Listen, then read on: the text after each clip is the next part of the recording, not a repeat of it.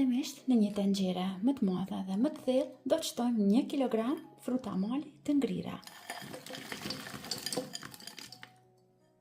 Tani tek frutat do të shtojmë 200 g me sheqer. Për të zbutur pak frutat dhe sheqerin, do të shtojmë një gotë çaji me ujë ose 130 ml. Tani frutat i vendosim në zjarr mesatar që të marrin val dhe të vlojnë, që të shkrihet sheqeri, të shkrihen edhe frutat. Ndërkohë që frutat shkrihen, ne vazhdojmë dhe përgatitim pjesën tjetër.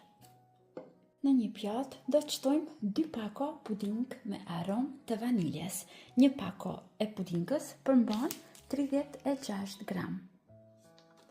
Vazhdojmë tani që pudingën ta zbutim me pak ujë. Dhe vazhdojmë tani që brenda t'i shtojmë 2 pakot e pudingës të zbutura në ujë. Dhe vazhdojmë kështu në zjarr mesatar që ta zijim derisa pudingu të fitojë trashësinë e dëshiruar. Tani që pudingu ka fituar trashësinë e dëshiruar, largojmë nga zjarri. Kemi nevojë për 500 g biskota të thjeshta nga të cilat përgatisim ëmbëlsira të ndryshme. Në këtë recetë, biskotat thjesht do t'i shtypim direkt tek ina me krimin.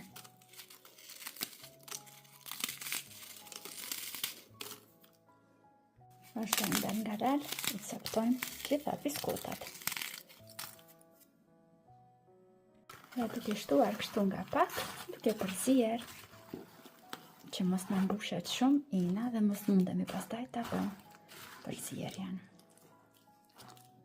Dhe pasi sigurohemi që e kemi përzier mirë tërë masën, vazhdojmë që ta shtojmë tani në kallop për t'ia dhënë formën.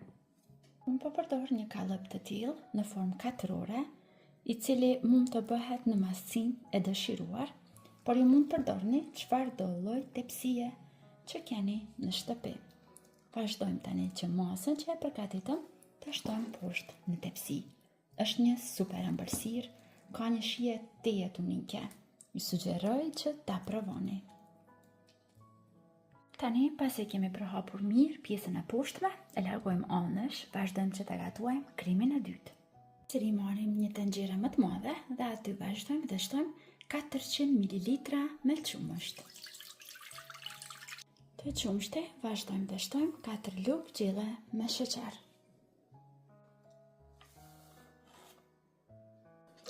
Vazhdojmë dhe e zijejmë në zjarr mesatar derisa pudingu të fitojë trashësinë e dëshiruar.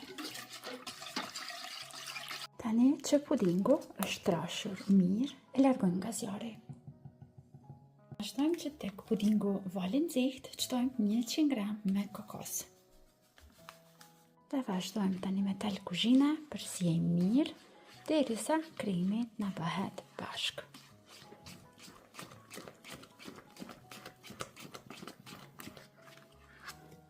Tani vazhdojmë që sipër ta mbulojmë tërë ëmbëlsirën me krimin e vaniljes. Me kujdes, ta përhapim mirë mbi tërë sipërfaqen e ëmbëlsirës, duke mos i përzier ngjyrat, pra të na dallohet krimi i vaniljes nga krimi i frutave.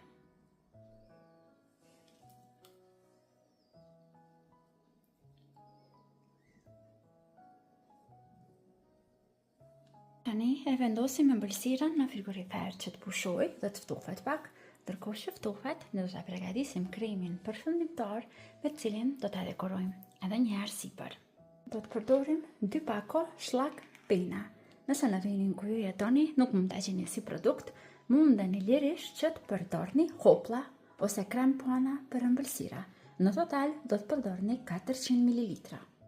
Për 2 pako shllak pina kam shtuar 250 ml qumësht dhe do të vazhdoj që ta rrah me mikser për disa minuta derisa të formohet një krem i trash. Dhe tani me shllak pinën, cilën e kemi rrahur mirë, e mbulojmë tërë ëmbëlsirën sipër. Tani e vendosim ëmbëlsirën në frigorifer që të ftohet dhe të shtrëngohet mirë. Dhe normalisht, sa më gjatë pushon, aq më e mirë bëhet, aq më shumë forcohet. Unë do ta lë që të pushojë më spaku për 4 orë. Pastaj do ta dekorojmë sipër. dhe do ta shërbejmë.